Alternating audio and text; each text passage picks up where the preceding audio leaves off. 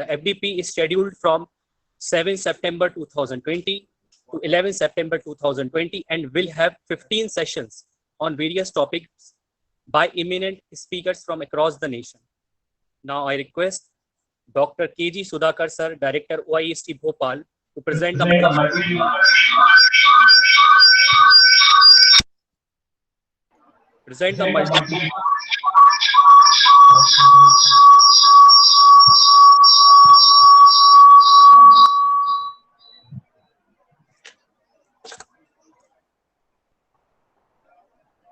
Can I start?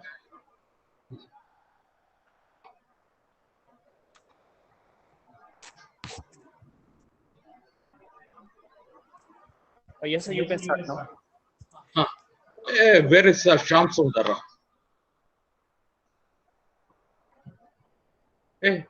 Shyam Sundar.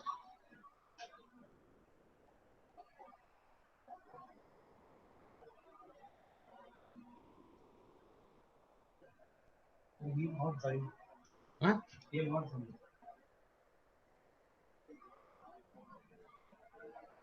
Chitra, tell, I mean,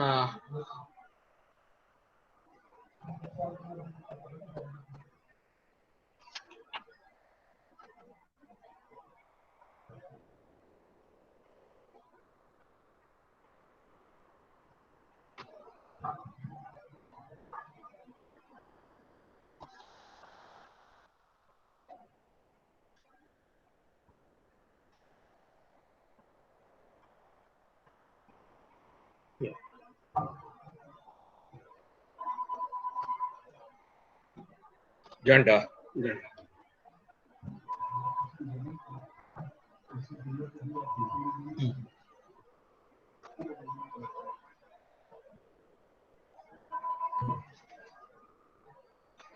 Shyam Sundar, namaskara. Hello. Yeah, one second. Yeah, I unmuted. Yeah, namaskara. Good to see you.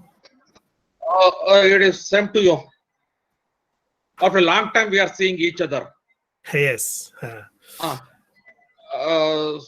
So good afternoon, everybody, to all the participants for this 5-day FDP on design thinking.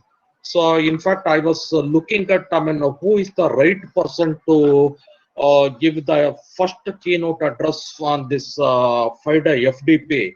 And immediately it occurred to me that, okay, I mean, the right person is Dr. Shyam Sundar, who is the Managing Director of Bangalore-based ProSim R&D Private Limited.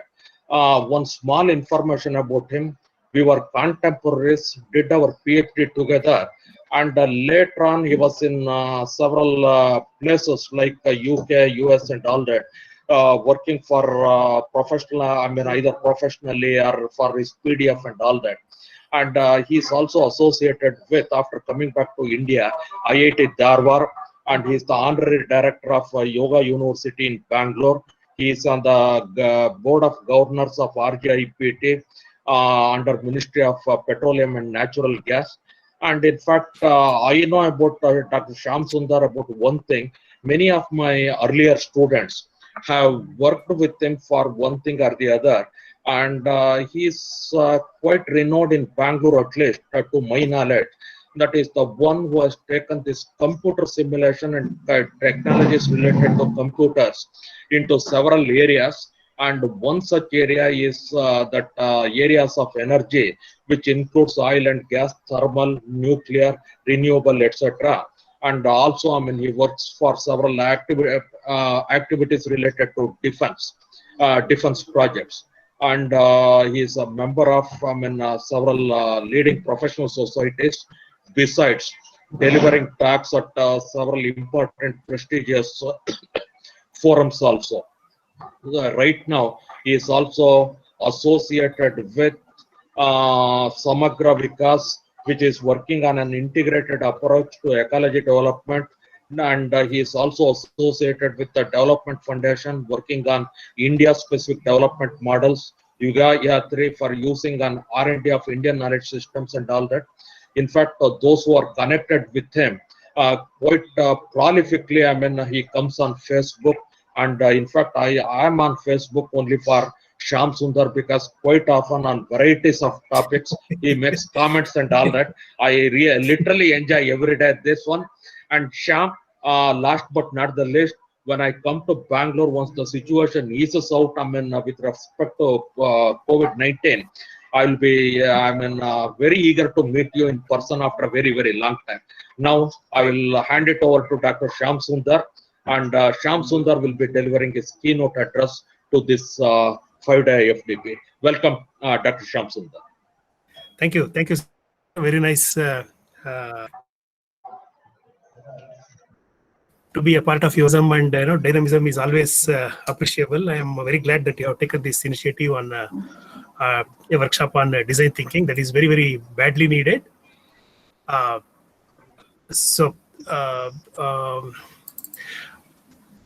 One thing, can somebody guide me how to do this presentation? How to share my presentation? How to share his presentation? I did this with Zoom and other things, but in this... No, you actually, Shyam, you share your screen with us. That is more than enough. No, that's what I'm trying to do. Okay.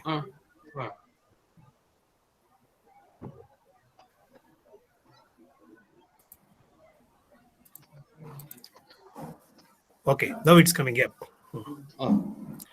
Are you able to see my screen? Yes. Okay, great. Firstly, I don't know how many of the participants are in the age group like me and Sudhakar, who are bordering 60, and I assume many of you are in the 30s and 40s. So, for those of Shyam, put it on the full screen. Sorry, are you able to see now? No, put it on the full screen. Yeah, it is full screen for me already. Okay. Anyway, what is coming on the screen is not so much important. I'm not showing any great graphics, but if it will reinforce, that's all. That is the whole point. Okay, that's okay. So the country is seeing, a major change, something similar to what happened during the Second World War in America, and which gave rise to very huge industrial revolution and economic boom in the country, in the US. So this is India is in a very peculiar and very highly bubbling stage where there is a lot of opportunity. When I graduated in 1980, we had to look, can you all unmute, please? Can all of you unmute your mics? I am hearing some noise. In the last, at the end, when there is a discussion, maybe you can unmute your respective mics. So now I request all of you to unmute because I am hearing a lot of noise. So, getting a job was a big deal. There were very few opportunities. Today we have so many opportunities. The country has a lot of technical challenges, a lot of opportunities for engineering, and a lot of opportunities for the engineers who come out of the country. So before I go further, I want to talk basically of the role of engineering. Engineering and agriculture are two key sectors which contribute directly to the economy. The role of engineering is to contribute to the life and contribute to economy. And the purpose of engineering is to solve the problems faced by human beings and to make the life easier and better. And this is the core purpose of engineering and hence that of design. And the issue here is this is related to perception, the time and the place.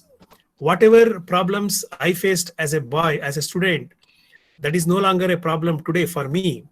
And even in the society, whatever problem was there day before yesterday, that is not a problem today. And so that will not be a problem tomorrow. So each day, each time, the problems keep changing. That's how engineering remains a very, very exciting field to talk about this. Just to give an example of nano car, when Ratan Tata took this as a mission to develop a nano car which is affordable, which should have been at the less than 1 lakh rupee cost, when he conceived the idea, it was a problem of the society. People who couldn't afford a big car, which used to cost those time around 4 lakhs, 5 lakhs or plus. And he conceived of a car of 1 lakh rupees, which was mocked. The whole world, I have met several engineers in US, in Japan, in Europe, etc. They used to look, how can you get a car for $2,000 or so? So it should have some wheels also, like that. People used to joke. But then this car was realized. A nano car became a reality. But by the time this car was realized, the Indian society had moved on. A cheap car was no longer a requirement of the Indian society. So people's aspirations had gone high, and nano car did not become a commercial success. All it was a marvelous engineering success. So engineering is not just about design and engineering and some materials, etc. It is a lot to do with a lot of other things about how the problems are faced and how we can solve, and all those things are involved. So what this means is, design is not just an issue of the engineering or the product. It's also a understanding of the requirement of the end user. This calls for logic, this calls for analysis, this calls for intuitive feel, and how to pose the problem, etc., etc. So I have made this small schematic of the design process. The first important is the requirement gathering. That is, understand what is the requirement, understand what is the problem. And that requirement, which is very generic, that has to be posed as an engineering problem. And this is where the biggest challenge comes. Even for doctors, many times we go to doctors and we feel the doctor didn't diagnose properly, so he didn't pose the problem properly. So the solution, that is the medicine or surgery, whatever that was done, was wrong. So the same thing applies to engineering. We have to pose a very generic statement of the requirement in an engineering manner. So posing this problem in the engineering sense is a very, very critical aspect. This calls for very high level of intelligent application of mind, intelligent application of our knowledge, etc., etc. So this is a very key skill. Unfortunately, we are not training our students for that. I will talk about that a little later. So once the requirement is gathered, once the problem is posed in the engineering sense, then there is an issue of solution. What do we do with this problem? How do we solve the problem? And that for that problem, there may be several design candidates or options that crop up. And then we have to choose what is the best candidate of the design, or what is the best candidate of the solution. And once we have the best candidate, we do the design optimization around that. And then there is a optimal design finding, which itself is a very big trick. What is optimal today may not be optimal tomorrow. What is optimal in US may not be optimal in India. And what is optimal in India may not be optimal in Africa. So this is a very geo-specific, cultural specific, time specific issue. The optimization is not universal, it is not unique. And then further, there is an issue of continuous evolution of the design. What do I mean? For example, you take Maruti, some car, Alto is a famous example. Alto was designed, then Alto is being worked on continuously. There's an improvement of Alto as a car, or Airbus A320 as a flight aircraft carrier. So they are continuously improved upon. So this is the process of design, and this is very, very important. And my problem is, we are teaching students some subjects, our college students, our engineering students, and we are pumping them some information, and they are not able to digest that, predominantly because the teachers have not digested the concepts of the subjects.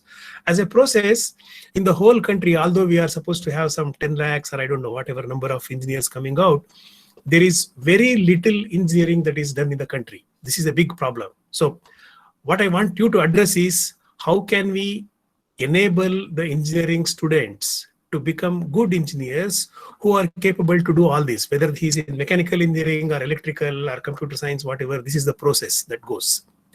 And this is very, very important. And unfortunately, in this process, we have forgotten a good stream which we had in the country. We had a stream of this kind of process of understanding the requirement, defining a certain engineering problem or a scientific problem, then choosing between the design conditions. This is a process we had in the country. This country had this kind of a process for thousands of years, and we have missed it up. Just to show that, I will show this one picture. You can see this shape of a falcon. This is not an artistic work. This is not a modern art. This is the design of a Vedic altar, a Yagna Vedi, which is mentioned in the Sulva Sutras. These Sulva Sutras are from the Kalpa of the Vedanga, which is called, and these are dated as long as 3000 BC to 8000 BC. I don't know the exact date. That's not a point of interest, but several thousands of years back, this is the kind of design of a Vedic altar that our rishis had conceived. And look at this picture. You see the engineering here. I will come to the engineering of this in the next slide. You can see lot of different shapes. There are some 5 different elements. Sorry.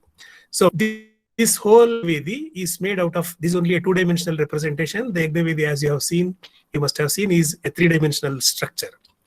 And this structure shows a lot of issues of engineering. This had a specific number of elements. The total number of elements had to be 200, as you can see in the right-hand bottommost corner in the table below. That is total. So by using 200 elements, this Vedi has to be constructed for various reasons. We will not go into the details of this. So look at the top of this row in the table. They came out with various shapes. There are some 5 different shapes, and they took care of the space requirement, then the construction requirements, then the material requirement, and they came out with a solution. This solution used usage of combinatorics, which is one of the very high-end mathematical tool that is studied even today for solving all your computer equations, finite element or CFD or whatever. You need structural mechanics. You need these combinatorics, and that is used to solve all the. And that's what these rishis had used thousands of years back. And they designed the elements, not just keeping the fitting of the shape and the number of elements to be required, but they also considered how it should be manufactured. For example, these are made out of clay or wood, because there is a burning material inside, so they didn't want to use wood all the time. They used burnt clay. And this clay, they knew after burning it will shrink. So they had, and if there is a non-uniform shrinking, this shape will not be achieved. So they had accounted for how the shrinkage happens during the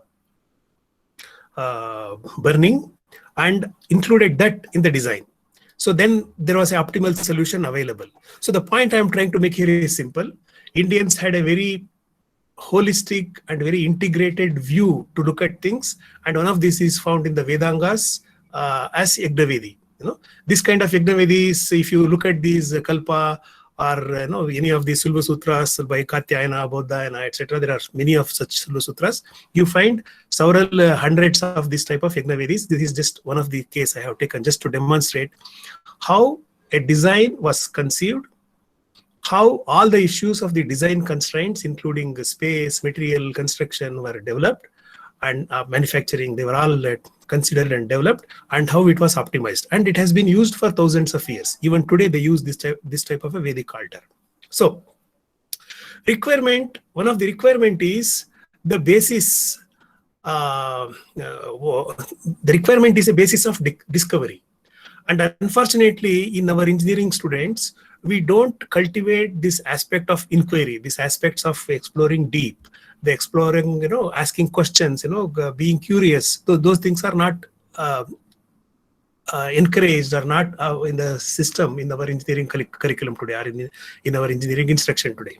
For example, we all have heard or read about the value of pi was discovered by ancient Indians and it was very accurate, blah blah blah. We have read all that, correct?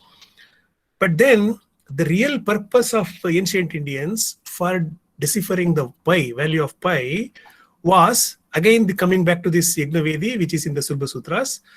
They had a problem of there was different Vedis, and keeping the area same, they had to construct different altars, different Vedis, which means they had to construct a circle into a square, or square into a circle, or circle into a quadrilateral, keeping the area same. So their problem was twofold for pi.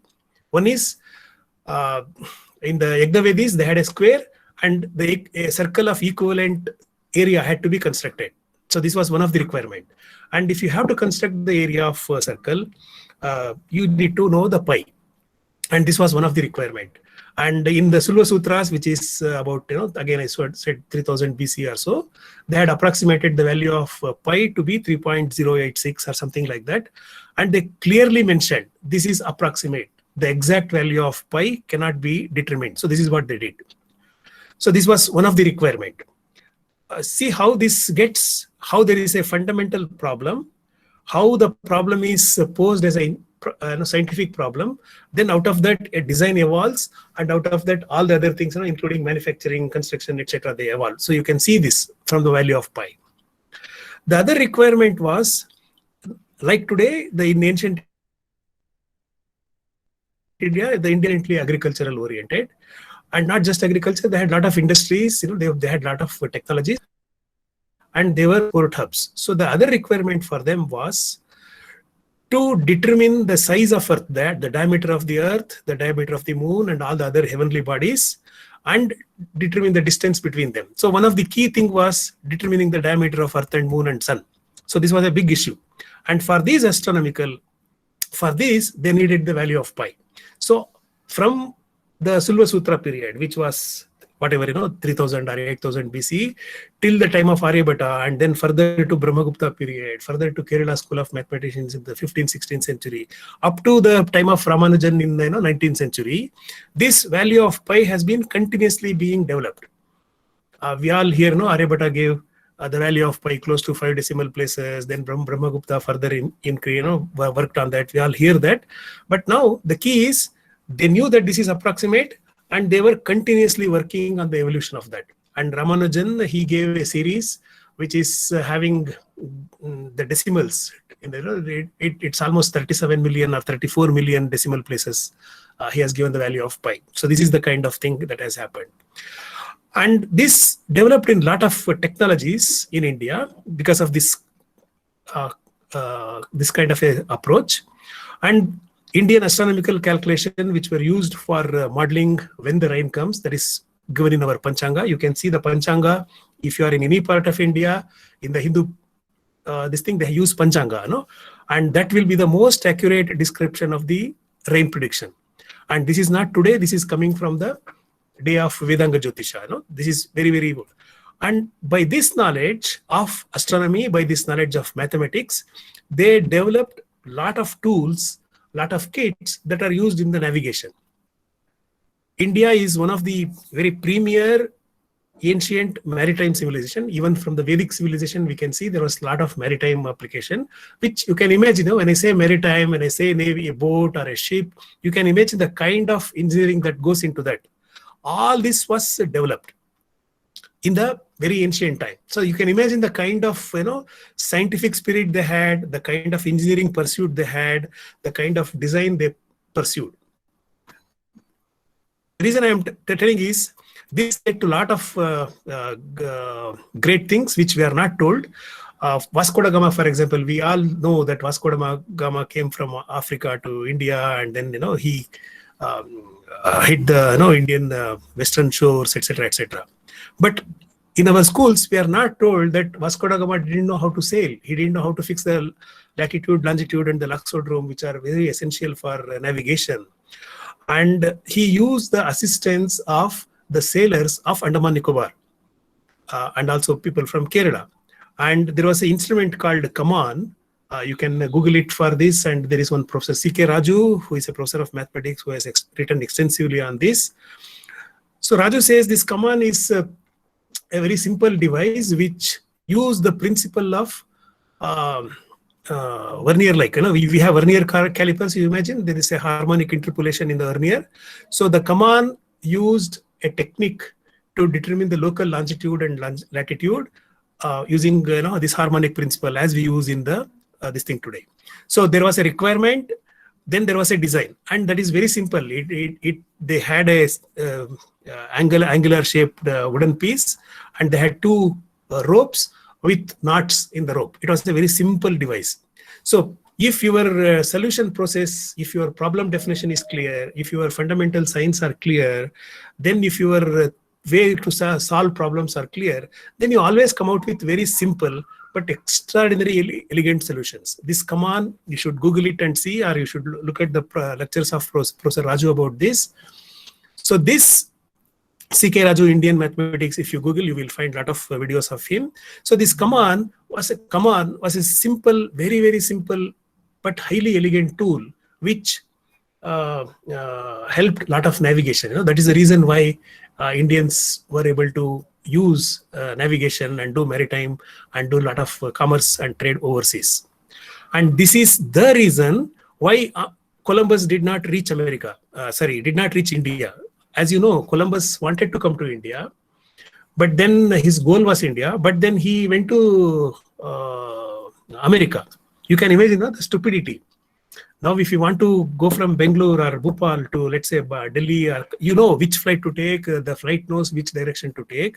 And this guy went totally in the opposite direction. You can imagine the kind of gross mistake that has happened there. This was, they didn't have a proper scientific approach. They didn't have simple tools. Columbus did not have, although he had the blessings of the Queen and all that kind of thing. So this is so in simple terms, the requirement gathering is a very key aspect, and that calls for a very agile and inquisitive mind. This is the crux. I have already spoken about this nano car. I will not talk further about this, but all the credit of nano car should be given to Ratan Tata, who very steadfastly pursued the dream. Although commercially it was not a success, but in the engineering sense, it was a very big a game changer for the Indian design. So once that car started really rolling, in all the auto shows, I have visited the auto shows in Detroit, in Frankfurt, etc. I have seen the way people reacted, and they were really astonished to see a car can be produced in such a low cost. So this is what, and the real change in the engineering sense in India in the recent times really happened with this TVS Suzuki. TVS Suzuki had a partnership with the Suzuki of Japan. They had some issues over royalty and the payment, etc. Then TVS decided that they will go alone. They discontinued the agreement with the Suzuki. They started developing the design on their own. And this was kind of a turning point. Then came the Tata Indica. So Tata Indica also, they had majority of the engineering and design work done indigenously. So in simple terms, the TVS Suzuki, Tata Indica, and Tata Nano car, they kind of brought the revolution in India in the 90s and early 2000s. So this is kind of a turning point of some kind of design thinking in India, and also not just design; it's also the engineering. And the problem for India is our engineers are typically looking overseas for inspiration. It is not just for solving the problem, even for what problem to solve. Many times I have seen people are looking at the problems or projects which are more relevant to the West, which could be US or Europe or somewhere else. When I was doing PhD, one of my colleague was doing PhD on the heat transfer, convective heat transfer between two glass plates. So I asked him, why you are doing this? Then he told, in the US and Canada, they have this cold weather. So they have this two sheets of this thing with vacuum in between. So we are studying this heat transfer. So even in that problem pose itself, we were looking at the West. So this was one of the biggest problem. So all the thought processes, all the ideas, we have been conventionally looking at outside everywhere, Europe, USA, Japan, everything, Singapore, wherever possible. And this has been one of the big problems of the Indian engineering. Today, you talk of design engineering, you can see all the people who come in the lectures, they will be talking of some design concepts developed in MIT or some Japanese university or somebody, but nobody will realize that India had a great deal of design thinking. Although they didn't call it as design thinking or design to manufacture, etc., they didn't use any such terms. It has been in practice. So this, we didn't pay attention to this, we were not aware of this. On the other hand, wherever the Western technology was denied to India, we have done extremely well. Be it space technology, ISRO was denied. Many of the space scientists were not even allowed to travel outside. Same case with nuclear technology. They have been denied all the technologies. So, and then we have become self-reliant in those technologies. And similarly is the case of Param supercomputer, which you must have heard. It was developed by CDAC, and under the leadership of Dr. Vijay Bhatkar, this was developed. And I have interacted with Dr. Bhatkar earlier occasions, and he said when they showed this, when they demonstrated this in somewhere in Switzerland, the performance of the Param supercomputer, which was totally done indigenously in India, was far better than those of the comparable time. In many of this thing that was the Param supercomputer performed much better. This was the reaction in the Swiss, when there was some exhibition and they were showing these their computer. So there is a problem in our mindset that we are always looking for outside, either for the problems or for the solutions. So, or for ideas or for inspiration. So this has to change. We have to start looking at our own. We have to start drawing our heritage. We have a very high level of science and technology, and see how we can develop new designs, new engineering solutions, etc. India has developed a lot of science principles, including calculus, algebra, algorithm, computer sciences, etc., etc. This is a big topic. This itself is I can talk 2 hours on this itself. For example, we know today we are using algorithms. We use a lot of binary sequences. Panini in his what they call as a grammar test, Ashtadhyayi, he has whatever is the principle used for the algorithm, the meta rules, the data structure, the recursive algorithms, so generative algorithms, all these whatever we use in the computational sciences, Panini has used in his Ashtadhyayi. And what they call as BNF model for computer programming, in a way that has been, Panini is the originator of that. Similarly, Pingala, I used to think that Pingala has written Chanda Shastra, which is used in music and Rhapsody, etc. But then what Pingala has done is, he has defined the binary number system. And he has not only defined the binary number system, he has given methods of how to convert the binary system to a decimal system and decimal system to a binary system. And he has given methods of how we can derive what is today called as Pascal's triangle. So Pascal's triangle, he has given very explicit procedure to derive at this Pascal's triangle in his what is called as Meru Prastara. So a lot of things have gone. What I'm telling is a lot of things have happened like that, which we are ourselves not aware. So I am sure many of the computer science professors or students, they don't know about this. And more importantly, Pingala says, Pingala transforms one of the sutra given by Panini, which is Yamata Rajabhara Salagam. He says one sutra of how to do samasas, etc. But he converts that and he transposes into a cyclic sequence, and he shows a very unique method of organizing the series. And that is what is known today as the De Bruijn cycle, which is used in the communication theory, communication protocol, including in the TCP/IP protocols, etc. So there are hundreds of things like this, but then we have somehow forgotten and we are not aware of these issues. So as a result, we are looking for inspiration always outside. I will not go to the detail, but you take the town planning and architecture, you take medicine, you take logic, you take analysis. All these things, Indians had developed a very well articulated systems. For example, this there is one Rudra, which is a part of Rudra Prashna, Rudra Adhyaya, which is called in Rigveda. This is again coming from Rigveda, which is one of the earliest written texts on the earth. In this, they are talking of 4 different variety of petals. They are talking of Ratha, Rathakara, which is chariot, charioteer. They are talking of carpentry. They are talking of archery, masonry, then metrics, cosmology. So many things are defined in this Rudradhyaya, which is supposed to be the first written text on the whole world.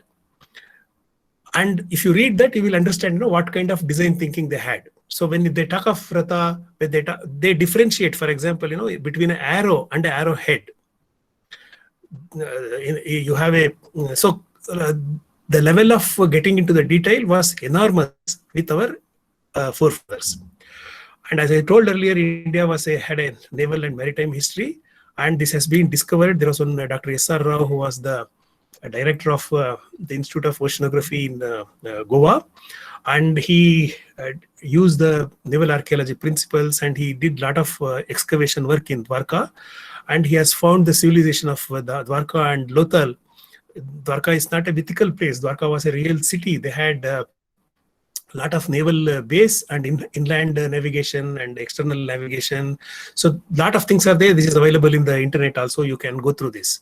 So even thousands of years back, we had developed a very high level of naval technology. So you can imagine, what kind of engineering, what kind of design should have happened to that.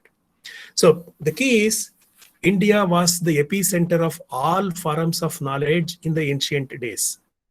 And this continued for very late till very recently, that is about 18th century, late 18th century or so.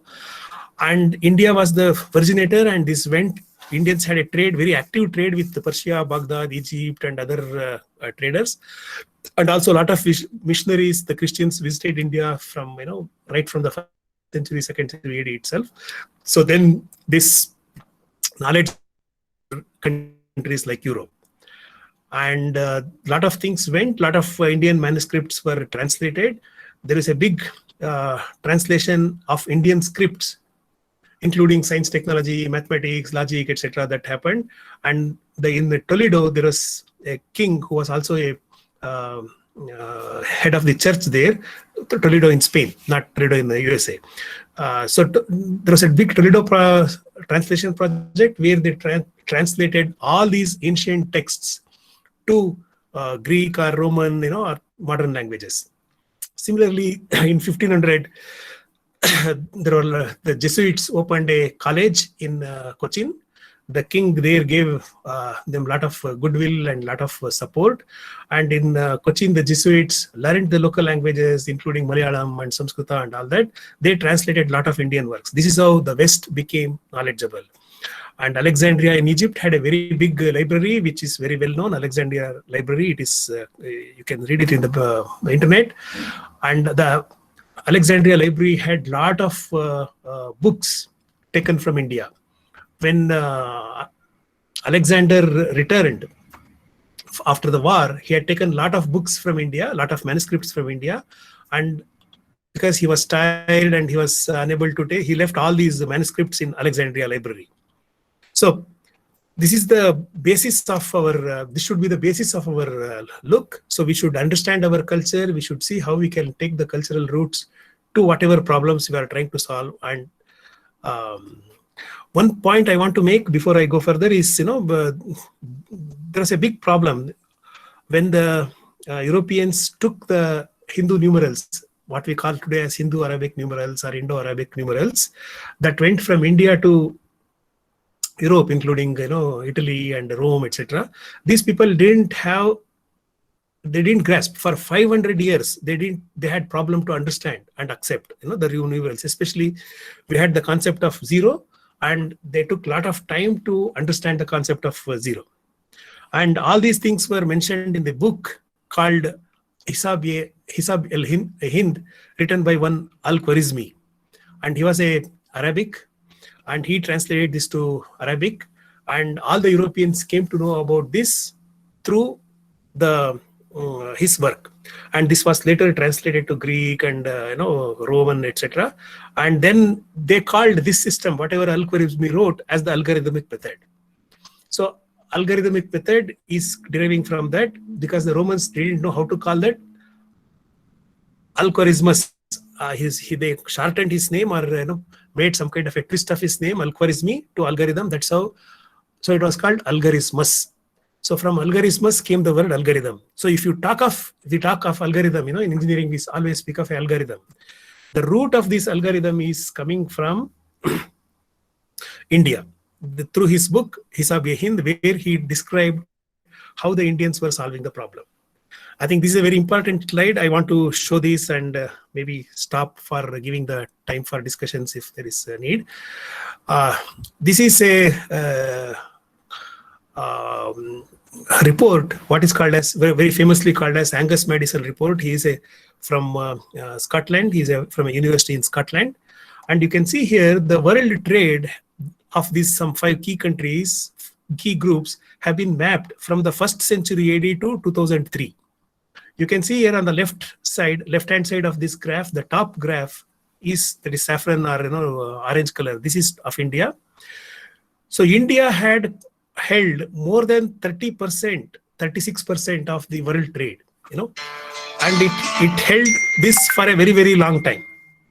And you can see here in the graph that only in the 1700 or so, when the Europeans started invading more and more and taking the loot away, then the contribution of India's share started declining. And you can see also the European share started increasing in this. So from about India's contribution started declining during the Mughal rule, where there was a lot of stifling of the local culture, no freedom for people, etc. But still, the drastic decline happened after the Europeans came. And the Europes started picking up, then it started declining. And you can see the US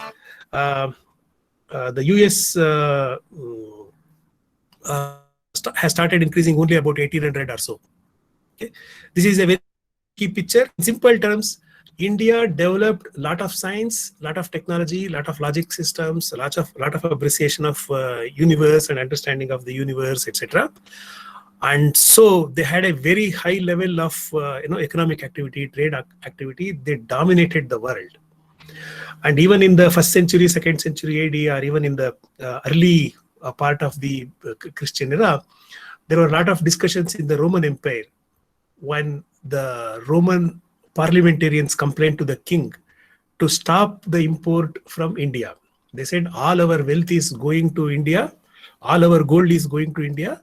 The women of Rome have become crazy about Indian goods. We should stop. This is a plea made to the king of Rome. So this was the prime position which India held. And now you can see how India has Indian position has dropped. But you can also see how Indian position is increasing, post this century, post 2000, and currently it is still more increasing. What I am telling is, this is the trade route in the early BC, late part of turn of the century, millennium. This was the kind of trade route that India had. And now for India, there is a lot of opportunity.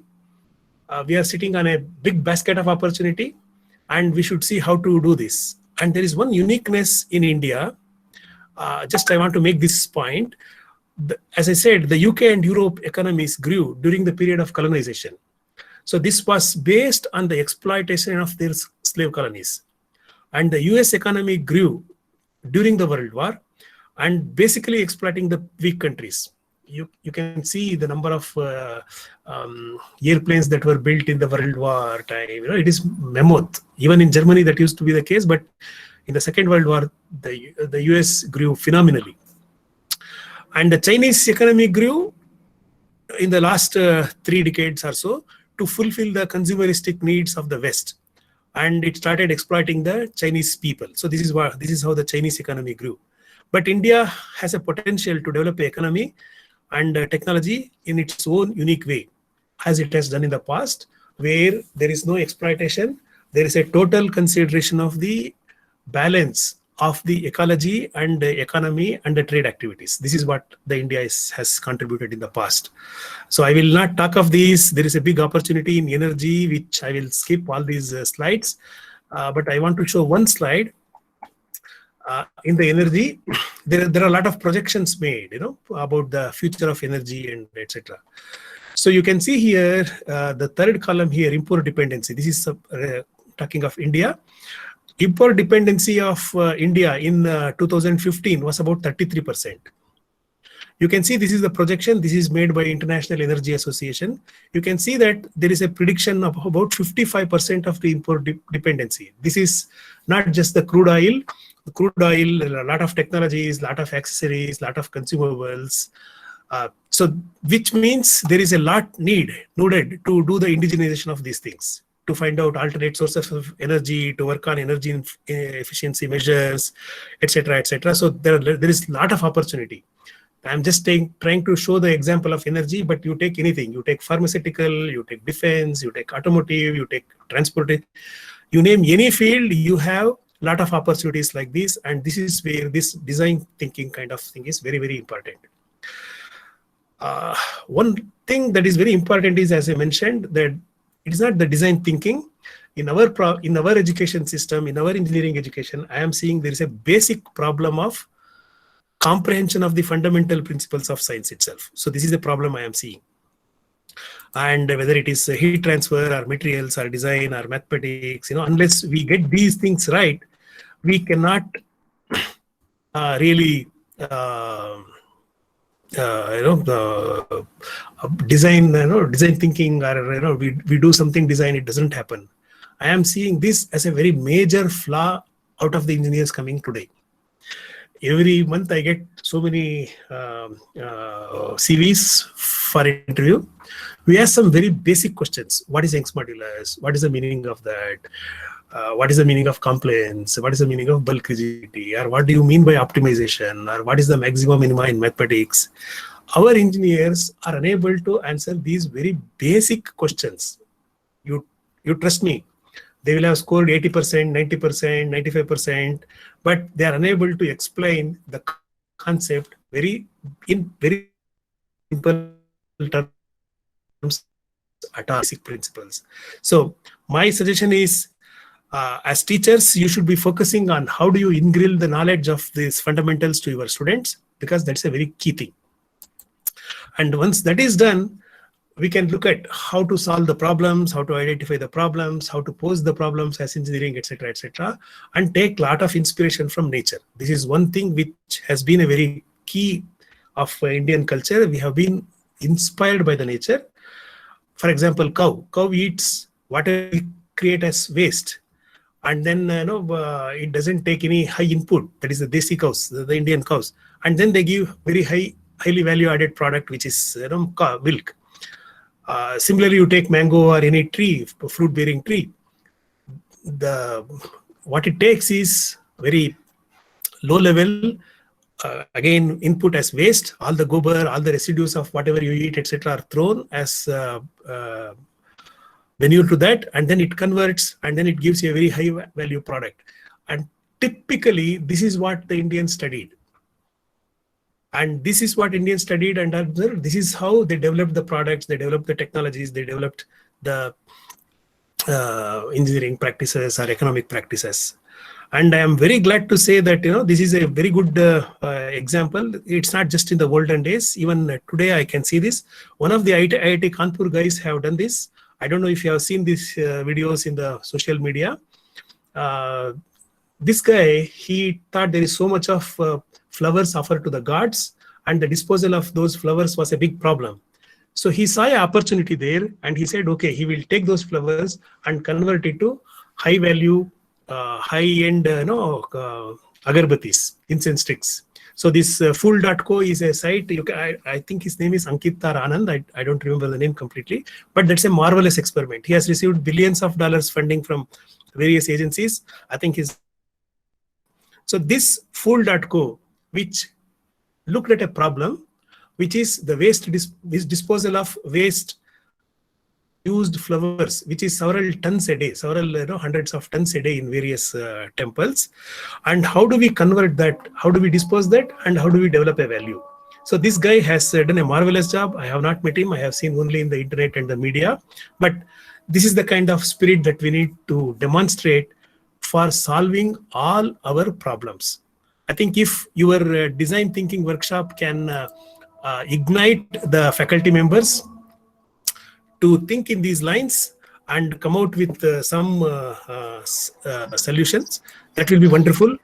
And I am sure you as young and dynamic faculty members, you will take the inspiration yourself from our culture, from the nature, and see how you can solve the problems of our society, our country in the days to come. So many, many thanks. Thank you very much for your patience. I know it's already time is running out. If there is quick 1 or 2 questions, you can shoot or you can email me also. Thank you very much. Thank you, sir. Gaurav?